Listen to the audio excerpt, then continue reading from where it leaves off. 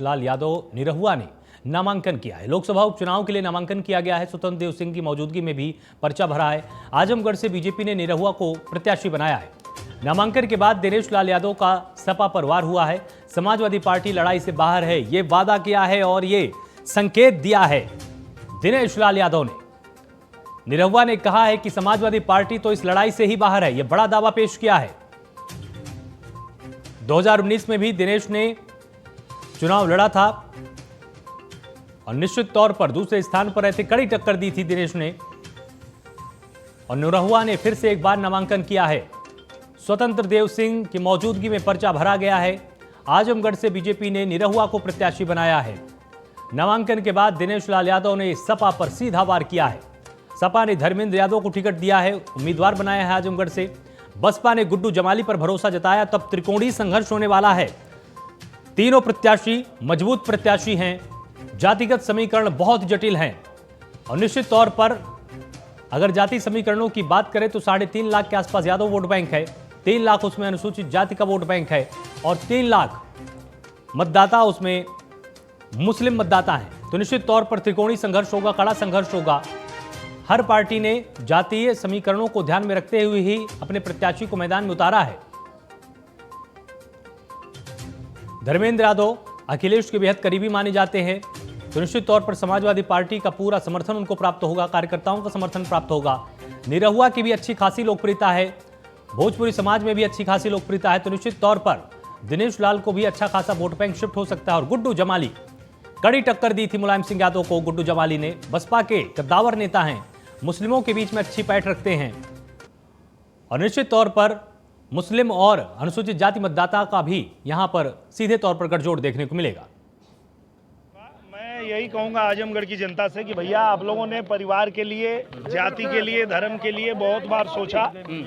एक बार आजमगढ़ के लिए सोचिए और आपने सबको मौका दिया।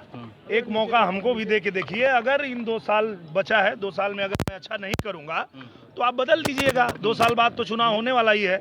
लेकिन मुझे लगता है कि अगर आपने कमल खिलाया तो माननीय हमारे नरेंद्र मोदी जी और योगी जी के नेतृत्व में जो सरकारें चल रही है राज्य में और केंद्र में, आजमगढ़ को हम लोग चमका देंगे, इसमें कोई दो राय नहीं है।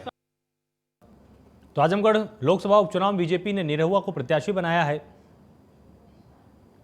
निरहुआ भोजपुरी फिल्म के सुपरस्टार हैं, अच्छा खासा जन समर्थन रखते हैं भोजपुरी जनता के बीच में, और लोकसभा 2019 चुनाव में अखिलेश के खिलाफ मैदान में उतरे थे, हार गए थे, लेकिन कड़ी टक्कर दी थी अखिलेश यादव को।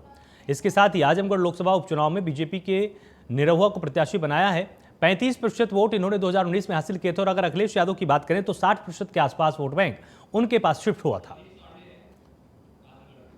और अधिक जानकारी अपडेट के साथ हमारे साथ मनीष पांडे यहां पर जुड़े हुए। तो मनीष, आपसे जानना चाहेंगे कि जिस तरह से दिनेश को मैदान में उतारा गया है, निरहुआ की अच्छी खासी लोकप्रियता भी है, लेकिन बसपा की तरफ से गुड्डू जमाली हैं, एक तरफ से धर्मेंद्र यादव हैं, तो क्या त्रिकोणीय संघर्ष होने वाला है आजमगढ़ की सीट पर? ये आलोक जी, बिल्कुल त्रिकोणीय संघर्ष के आसार सामने दिख रहा है। लेकिन सबसे बड़ी बात आपको बता दें, पलड़ा भारी की एक तरफ समाजवादी का पलड़ा आजमगढ़ में भारी है, क्योंकि आजमगढ़ के पूरे जिले में 10 विधानसभाएं आती है, 10 पे समाजवादी पार्टी का कब्जा बरकरार है और सेकेंड स्थान पे हर विधानसभाओं में भारतीय जनता पार्टी रही है और तीसरे नंबर पे बहुजन समाज पार्टी चली गई है।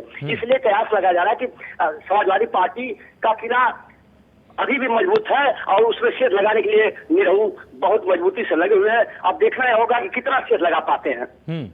बिल्कुल, लेकिन क्या मनीष यहाँ पर ये माना जाए कि त्रिकोणीय संघर्ष के दौरान में समीकरण भी उलटफेर का शिकार हो सकते हैं, क्योंकि 2014 के पहले आपको याद होगा बसपा और बीजेपी के खाते में भी ये सीट गई थी और निश्चित तौर पर 2014 में मुलायम सिंह यादव यहाँ से जीत गए, उसके बाद अखिलेश यादव को विरासत सौंपी तो वो इस सीट को जीत गए। लेकिन क्या इसमें बड़ा परिवर्तन हो सकता है क्या?